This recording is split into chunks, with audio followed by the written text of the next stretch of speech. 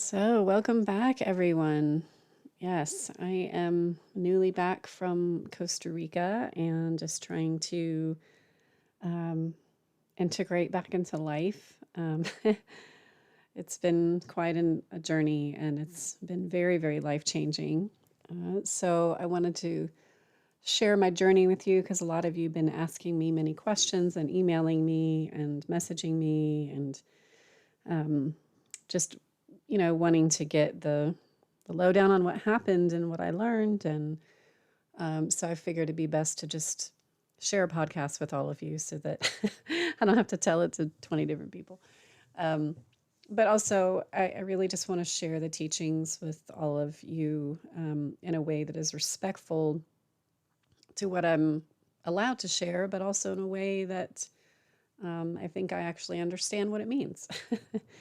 um, so let me just give you a basic breakdown of who are the Mamos if you're not familiar with them. So the Mamos are the earth guardians of the heart of the spirit of the world in the Sierra Nevada mountains in Santa Marta, Colombia. So the whole purpose of their tribe is to be earth guardians, to protect who they call Aluna. Aluna is like Mother Earth to them, is the spirit of the world. And their culture dates back, to like 200 AD, I believe, from they're kind of descendants of the Tairona culture.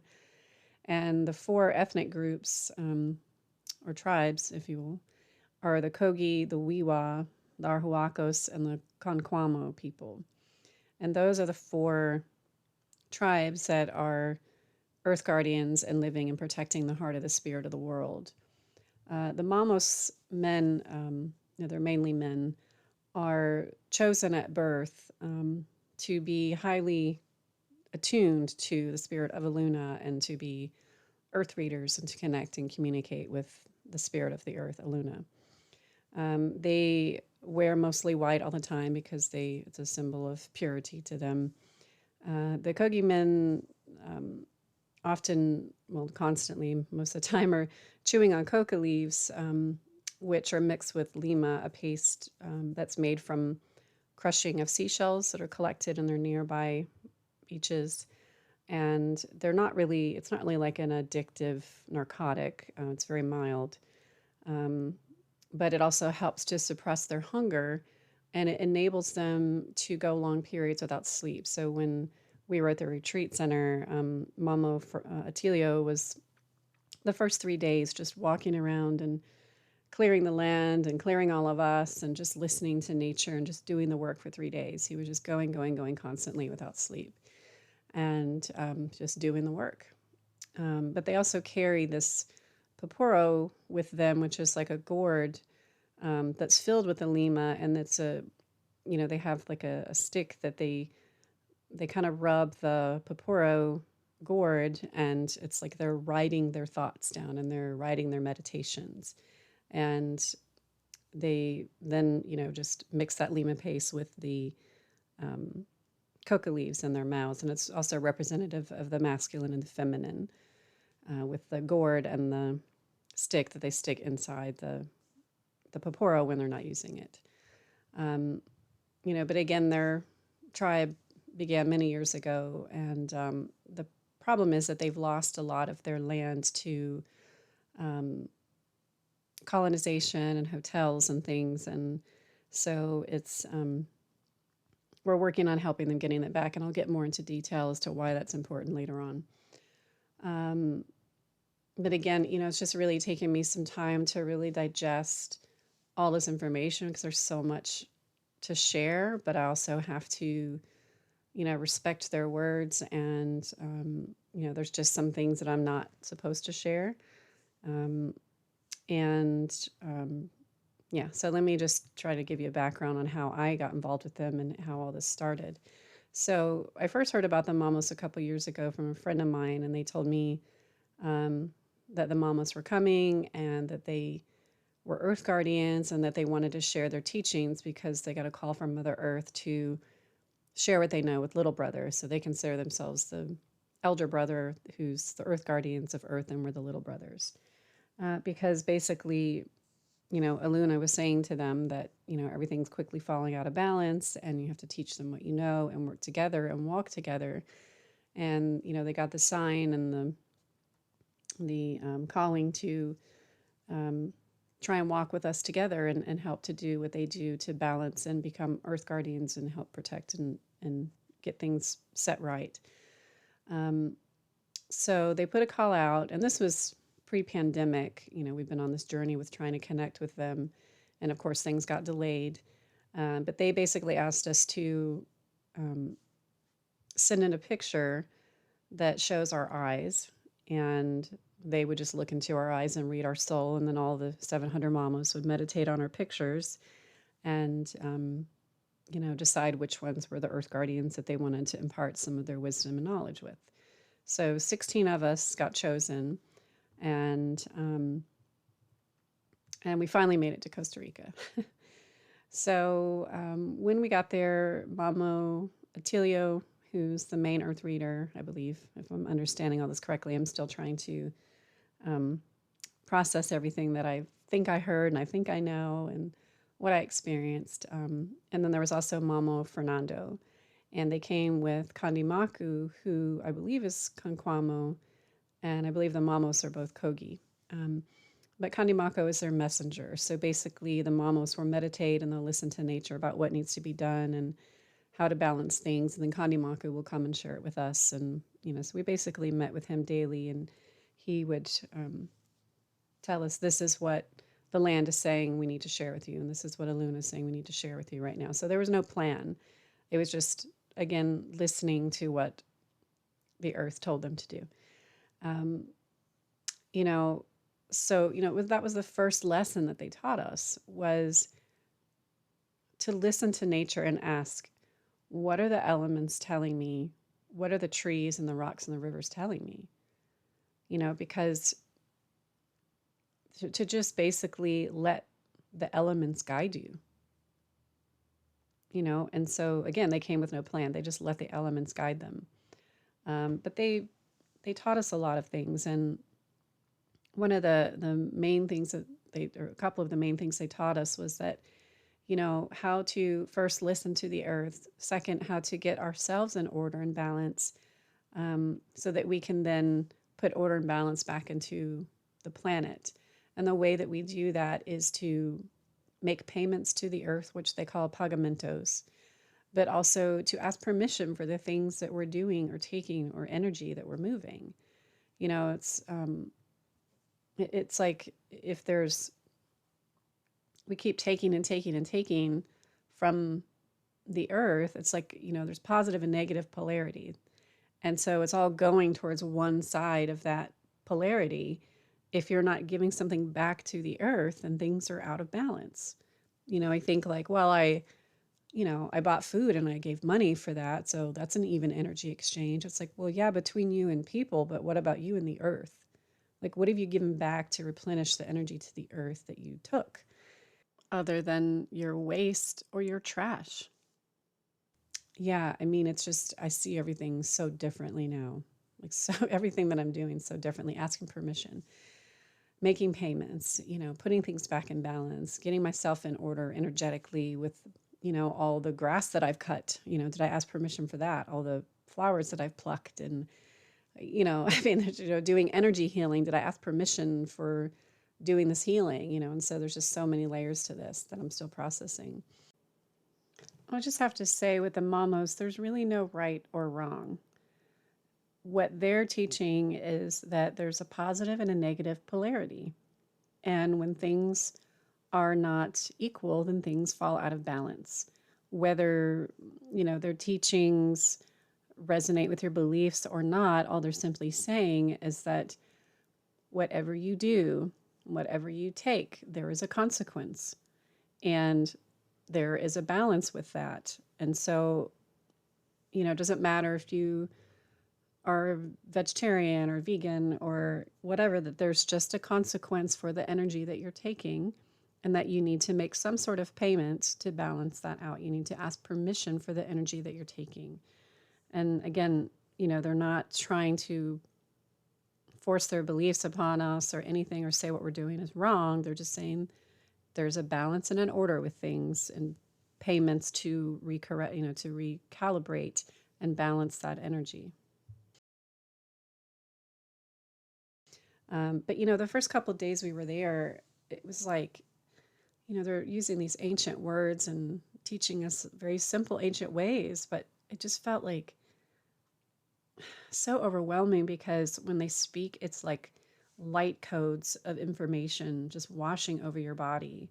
And I felt like my body was metabolizing all of this. And so by the end of the day, I think we all felt like we were in a daze because it was like this really intense workout, because I felt like our bodies were metabolizing all of this information and digesting all the energy. And, it was just like a tidal wave of information. And so, just trying to absorb it and all the awakening that was going along with it. It was just like we were kind of, in awe the first couple of days and just tired. And, and then by day 4, they gave us our mantric vibration or mantric calling names, which basically, that's the energy of the vibration that we came into this planet with. It's not something the Mamos gave us. They're asking Mother Earth, what are our names? And so again, all the Mamos meditated and asked what our mantric vibration names were. And so we received those names on the 4th day. And, it was very grounding. It really anchored something in for me, and I feel for all of us. It just felt really right. So my mantric calling vibration name is Zarkundiva. And Zarkundiva means the mother of the energy of the wind. And if you know me, that pretty much just describes me. Energy, wind, mother. Yeah. So, these are just words, and it's more about how to apply this mantric calling, because it's a calling for the purpose of balancing and healing and caring and being a guardian of the earth. So, everything that I'm saying and everything that the teachings, it's all for the purpose of being an earth guardian and protecting and balancing the earth.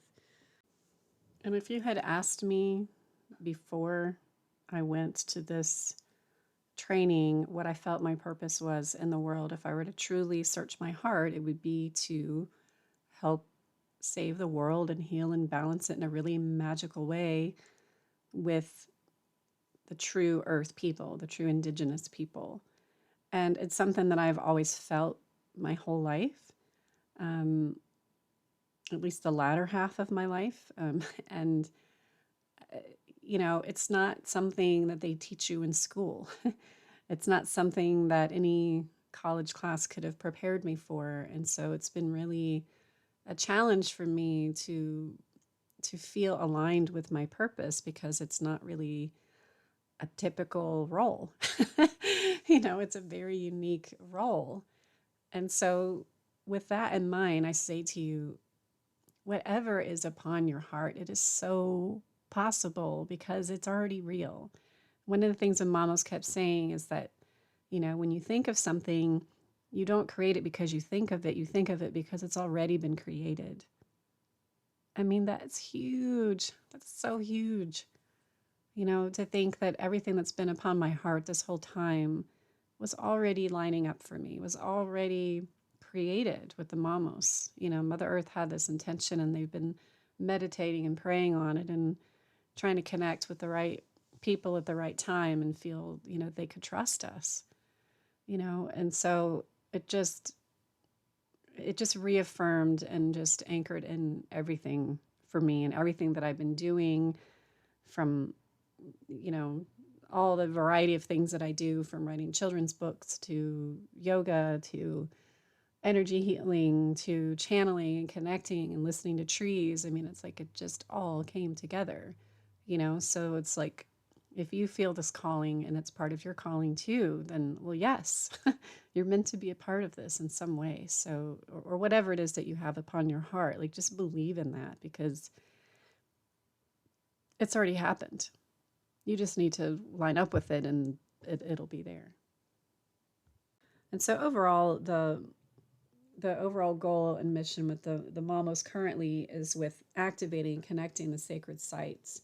So if you were to put triangles around the planet like a geodesic dome, there would be, at those points, are the energy points. And there, I believe, are 7,033 of these sites on the planet, 533 of which are located in the Sierra Nevada mountains in the part of Colombia where they live. And their current priority is the Black Line, and the Black Line sites are that this line contains the land of the heart of the spirit of the world where they live. And I believe there's only like 15% of those sites that are balanced and anchored at the moment, because within these sacred sites, there are supposed to be stones there that anchor in and keep the energy stable there. I don't know what they look like. I don't remember what they're called. But, they're actually working with the UN and, hoping to meet with President Biden soon to get a lot of these stones back, because they were either stolen or traded between countries as gifts or lost. And so they've been doing a lot of research to reclaim these stones, at least for the heart of the spirit of the world, so that they can maintain the energy of the heart of the world. Because, if there's, like I was saying earlier, one of the Conquamo tribe has lost a lot of their land. So that's like losing one of the chambers of your heart. It starts to weaken. And when that happens, that's not good for the whole body. So, they really need to get these stones back in place. So they've been traveling and connecting with other tribes and, indigenous people, and trying to get them to get help to get these stones back and get them back in place and do the work that the Mamos are doing to balance and stabilize these energy centers. Because it's not really just for like, oh, we're trying to get our indigenous lands back. It's like we're doing this for we being as Mamos speaking, saying that, this is for the entire world to be stabilized. It's not just for us. It's for the whole world to maintain balance and be in order, so that disorder and the world doesn't turn upside down. So, again, unfortunately, that some people that have them either don't know what they are, or they do know what they are and they're valuable to somebody else, and they're charging them a lot of money to get them back. So we want to help them to support getting those lands back and those stones, because it benefits us all. So we're, probably going to be doing some fundraisers, but also just making the payments and trying to get ourselves and our energy in order to help create some more order and balance in the planet. And a lot of people have already asked me already about how they can become an Earth Guardian. Well, I don't think it's an option currently, because, again, the Mamos are just listening to Aluna, and when she asks for things to happen, she asks them to do this, and it's just, I think they're just starting with us. I don't know if there's going to be anything down the road. That's up to Mother Earth.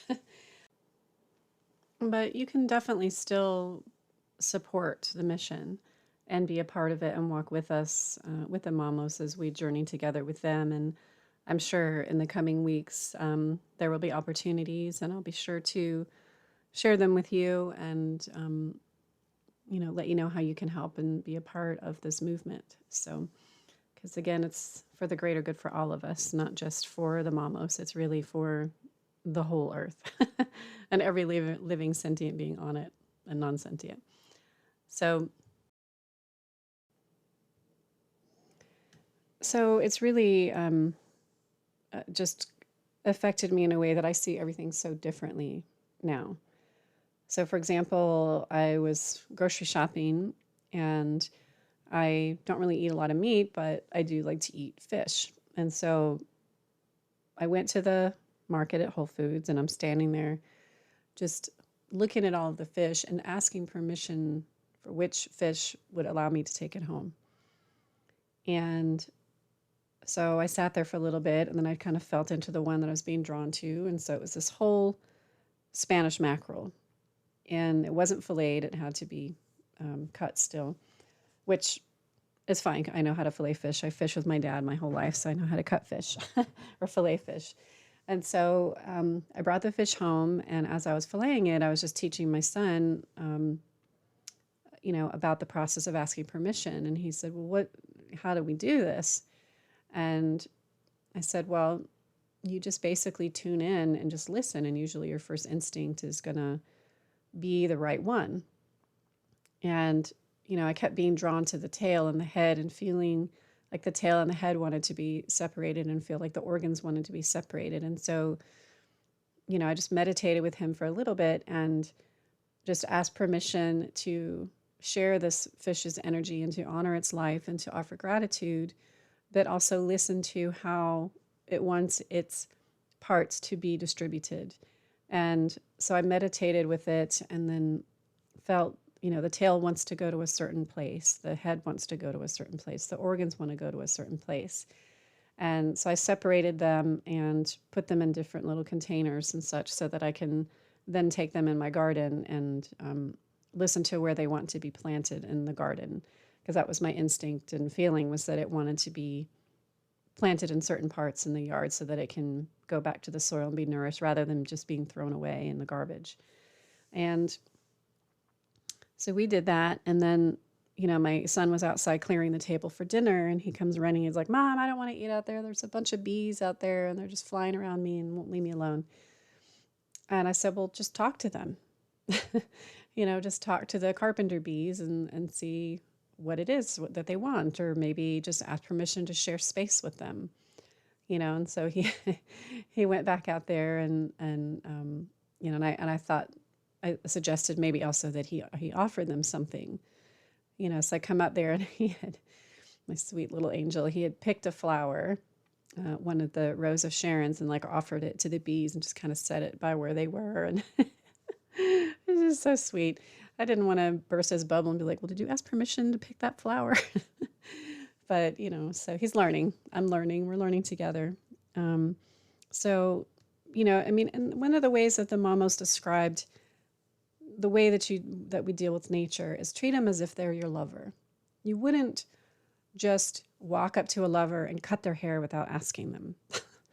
You wouldn't walk up to a stranger and start hugging them without asking permission or dancing with them, and so all of these things that we do with nature in our lives, we don't really ask permission. It's like we're just kind of imposing ourselves on the world and taking a lot and not asking for permission of what there is to take and to give back. And the Kogi won't even plant seeds or cut down anything or build a house or anything without consulting the Mamo first, who, then connects with the spirit and gets the permission to do so. And then they determine whether there's going to be a precise place to make a payment or, some sort of order that needs to be obtained before some huge undertaking in nature can happen, like cutting down trees or, again, building something, because, they see everything as a living being. The water is the veins of the blood that circulates the planet. And so at one point, Kandimaku, who's the messenger for the Mamos, said to us, with this mantra calling and this new shift in our energy and anchoring into who we are, that we're going to start hearing the elements speaking to us in full conversations. And I thought to myself, that's already happening to me, it's already happening to me. So I was hiking along the Potomac River one day, and I was just walking along this trail, and as we're walking down this trail, there's all these signs along the river that say, no swimming, no swimming, no swimming, no swimming. They didn't say why, so we just thought, this park's closed today. We're going to go swimming anyway. There's nobody around. We won't get in trouble. There's nobody here. So I start walking down the trail, and as I'm walking, I hear this psst, hey. And I kind of look behind me and I'm like, did I really just hear that? There's nobody around, and then I start to step again. I hear, psst, hey. and I turn towards the voice, and there's this tree who's very clearly talking to me. And I just looked up and I'm like, am I really hearing this? And he said, hey, if you go down the trail about half a mile, you'll come to like this 90-degree bend in the trail. And when you get to that 90-degree bend in the trail, right beyond there, there's a sandy beach that's got kind of white sand, and it's safe for you to swim there. And I'm just like, okay, thank you, and then I'm thinking to myself, did I really just hear all this? Like, am I just imagining this? But it was so strong and clear in the voice in my head, like I was standing there talking to someone. So I said, okay, thanks, so I catch up with my partner at the time and tell him, so this tree just told me that if we go up here and blah, blah, blah, and told him the whole story. And he just kind of looked at me like, okay. But sure enough, we walk a half mile down, there's a 90-degree bend, and there's the sandy beach. And so I said, well, I guess it's safe to swim here. Nobody's going to see us, So we get in the water, and the ground in the water, like the sand it was kind of like this mucky, kind of like where your feet kind of sink deep down into the muck, almost up to your knees, kind of, like texture of the ground in the water. It's kind of unnerving because you never know what's in there. But we swam around and we had a good time and laid out in the sun or whatever and started walking back. So as we're walking back, we passed these other hikers and they noticed that we were wet and they were just like, you went swimming? And we're like, well, yeah, there's nobody here. Like, we're not going to get in trouble. And they're like, no, there's like flesh-eating fish and leeches in that water.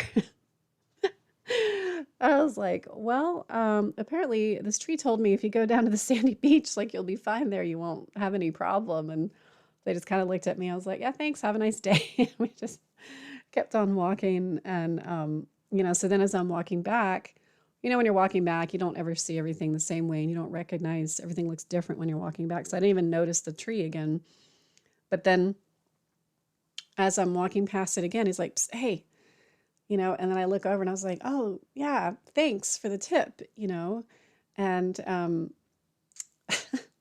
it was just the strangest thing, and then at that moment, the tree said to me, listen to Blue Feather. And I was like, what's Blue Feather? And they said, just listen to Blue Feather. I said, okay, so I get home and I Google Blue Feather, and Blue Feather is apparently some Native American flautist, whatever, that plays these beautiful, native songs. And so I was listening to that for a while. And it was, very comforting music for me in a very tough time in my life. So, yeah. So when they say, listen to the elements and let nature guide you, they're really saying, listen as you would a person and see them as these beings that have thoughts and, can give you guidance in more ways than you imagine. Even simple things about going hiking in a good spot to stay away from the flesh-eating fish and the leeches, So, yeah, just as you would a friend. A friend would, if your friend, you ran into your friend along the trail, they would tell you the same thing, So, yeah, it's about just letting the elements guide you. So with all that said, there's just so much that I want to share and so much that I'm still integrating, and I'm sure it'll all kind of unfold over time. And I'm just doing my best to respect some of the sacredness of what they're teaching us, and that they have entrusted us with this knowledge, and that it's going to take some time for us to really know what's appropriate, when it's appropriate, with whom and when to share what. And yeah, but in the coming weeks, I'm sure it will all unfold as it arises within me and my journey. So I'll just continue to share this journey with you of, really anchoring in this purpose and this mission with being an earth guardian and connecting with the earth and protecting the earth, and how to share that with all of you. I do have a retreat coming up soon, which may or may not involve some of this stuff. And I'm just doing my best to try to honor and respect what I'm allowed to share and what's appropriate for the right people at the right time. So thank you all for listening, and feel free to comment below, or you can comment on my Facebook page at Life of Oneness. Check out my website, lifeofoneness.com, if you want any private healing sessions or coaching sessions or tuning into nature. How to develop those skills, please reach out to me. Of course, again, my website is lifeofoneness.com, and I thank you all so much, and thank you for supporting this mission, as I know a lot of you will and are excited already and reaching out to me in beautiful ways about how to support this, and just all for the sake of our big mama. So many, many blessings and so much love to all of you, and have a beautiful nature-filled day. Now go outside and walk outside barefoot, okay? And just let the elements guide you.